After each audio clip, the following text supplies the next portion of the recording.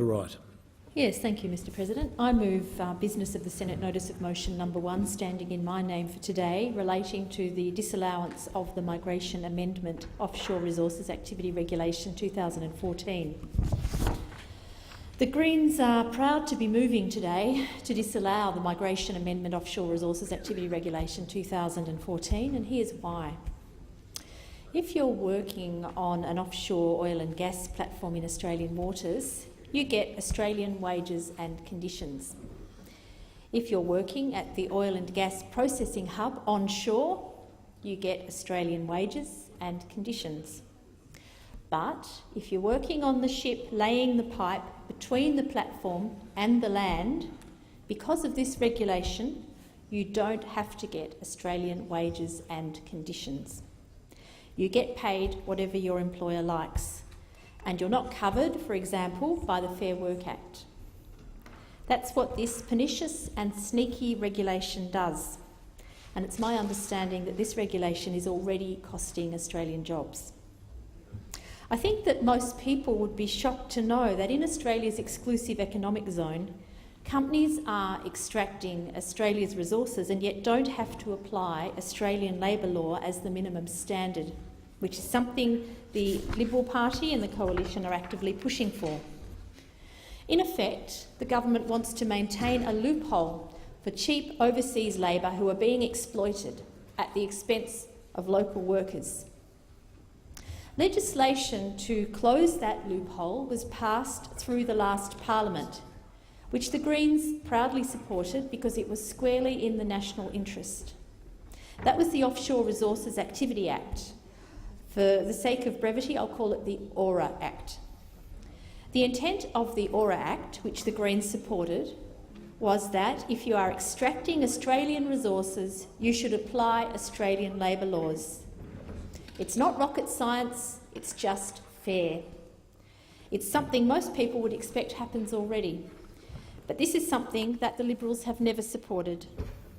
The Offshore Resources Activity Act, the ORA Act, which was passed in the last Parliament, was opposed by the then coalition opposition. They've never supported it. And now, in government, they've been trying to repeal it before it has even commenced operation. On 27th of March this year, the government introduced the Migration Amendment Offshore Resources Activity Repeal Bill 2014 into the Parliament. As its name suggests, it is designed to repeal the very ORA Act, which closed the loophole which left overseas workers open to exploitation on the wages and high and dry when it comes to working conditions.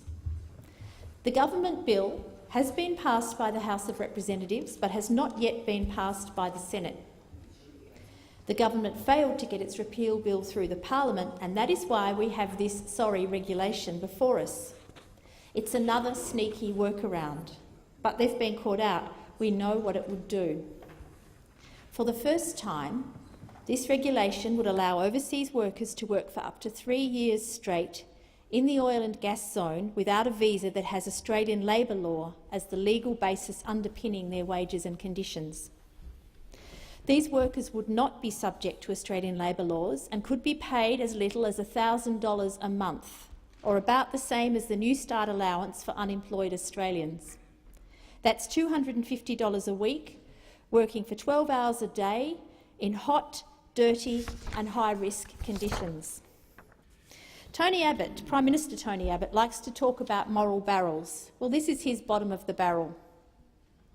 The Greens have heard from a mature-age electrical engineer called Dave about what this means. He told us, and I'm quoting him here, "It's impossible for Aussie nationals to get employment in the offshore oil and gas sector. I got a call from an Australian company which urgently needed an electrician. I left from the airport the following morning at 5 a.m. I got to Broome and then flew to the vessel. The entire journey took 36 hours. When I arrived on the vessel, I was presented with a contract. It turned out that the Australian company was in fact just an agent for a Singapore company, which was offering inferior wages and conditions as a result of this regulation. No wonder the Liberals and their donors want this regulation passed. When we look behind it, what do we find? Cost-saving and exploitation.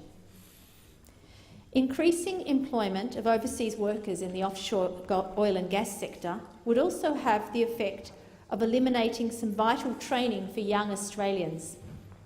Under current enterprise agreements, employers in the sector have agreed to train one new entrant marine engineer for every 10 marine engineers currently employed.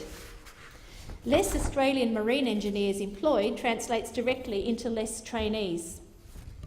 The current AURA Act requires the Minister for Immigration to make a regulation allowing for the visas which can be held by workers who are on the ships laying the pipes between the platform and the land. The regulation that we are seeking to disallow includes a visa category that is totally inappropriate, a maritime crew visa. The maritime crew visa is an existing visa that was specifically designed to allow foreign seafarers on international trading ships to travel on their ships around the Australian coast as part of an international voyage. This is not a working visa. Those people are not allowed to work in Australia, yet the people laying these pipes are indisputably working. They are working just like those who are working on the platform, and they are just like those who are working on the land. The purpose of having this maritime crew visa is so when a company is extracting Australian resources, it doesn't matter if no locals are employed on that project, and it doesn't matter if the people who are employed on the project might be employed on half the wages and inferior conditions that usually apply under Australian law. The government doesn't care, because all they need to hear is a list of submissions from big business that says, we'll make more money if we do it this way. That's enough for them. So what the Abbott Government is actually doing here, and actively doing, is selling out Australian workers, flogging off our precious resources cheaply and sending the profits offshore. Yet again we see the government's harsh globalisation agenda, which betrays our people, this country, and our essential fair-go way of life. The Australian Greens, Mr Acting Deputy President, believe that companies making money from Australian resources in Australian waters should apply Australian wages and conditions on those projects. Instead, here we see the Abbott Government making a sneaky regulation designed to circumvent legal protections for local workers. To justify what they've done, the government is making Chicken Little claims about what will happen if local workers are protected, but the claims are untrue. This disallowance of this regulation need not be disastrous. The Immigration Minister can simply choose to fix the problem immediately by issuing a new regulation that provides for those workers to have an alternative visa that requires companies in Australian waters to comply with Australian minimum workplace standards when they employ locals or overseas workers. Offshore oil and gas projects will of course continue, but they just have to pay their workers Australian wages and abide by Australian workplace conditions. Disallowing this regulation is just about giving a fair share of resources to local workers, and it isn't just about preventing exploitation, but more fundamentally it's about standing up for a fair go. So while Prime Minister Abbott has his bargain basement economic approach, especially when it comes to terms and conditions for workers, not necessarily for his mates, the Greens believe in the rule of law and a fair day's pay for a fair day's work. And surely that's what the Australian fair go is all about.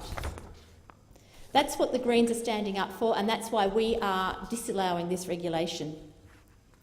We say, in the Australian Greens, disallowing this regulation is squarely in the national interest.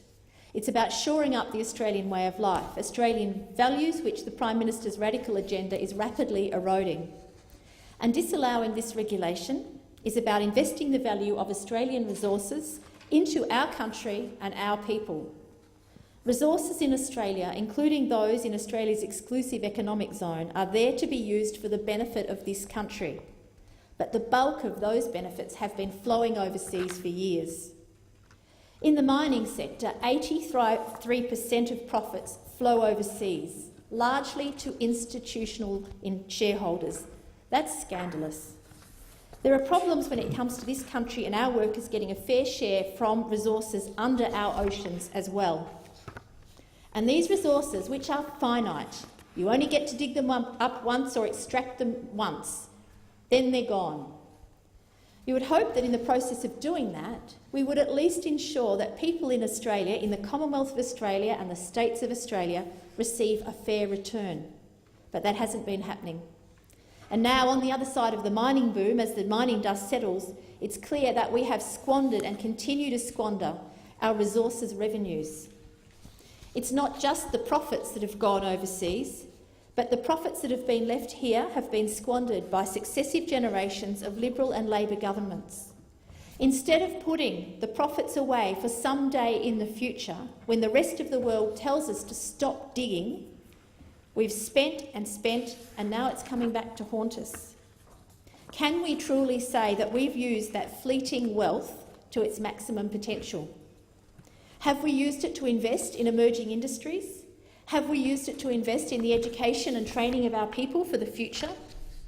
Why doesn't Australia have the world's largest sovereign wealth fund, like Norway, which invests in all those important aspects of their society, education, training, emerging industries, which they created by charging a 78% tax on its resources? A similar level to that of our mining profits, which flow offshore.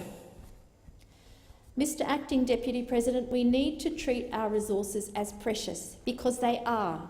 They've built up over eons, and they will be, once exploited, once mined, they will be gone forever.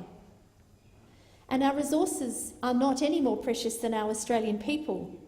The true value of those resources lies in being able to plough that wealth back into society for all our benefit. They belong to all of us. We have a right to all jointly benefit from those. Local workers have not been getting a fair share of the benefits from the resources boom. The profits have not been invested in transitioning us to the clean energy society that will set us up well for the 21st century, when other nations say stop digging or stop emitting high carbon emissions, or when indeed those resources run out. Like the cheap Labor shill that he is, the Prime Minister wants to accelerate this wealth flowing out of the country. The Greens say that that is not good enough. So disallowing this regulation is just about giving a fair share of resources to local workers. It's not just about preventing exploitation, although it's certainly part of that, but more fundamentally it's about standing up for a fair go. The Greens believe in the rule of law and a fair day's pay for a fair day's work, and it's that simple. That's what the Greens are standing up for here, and why we are committed to disallowing this regulation.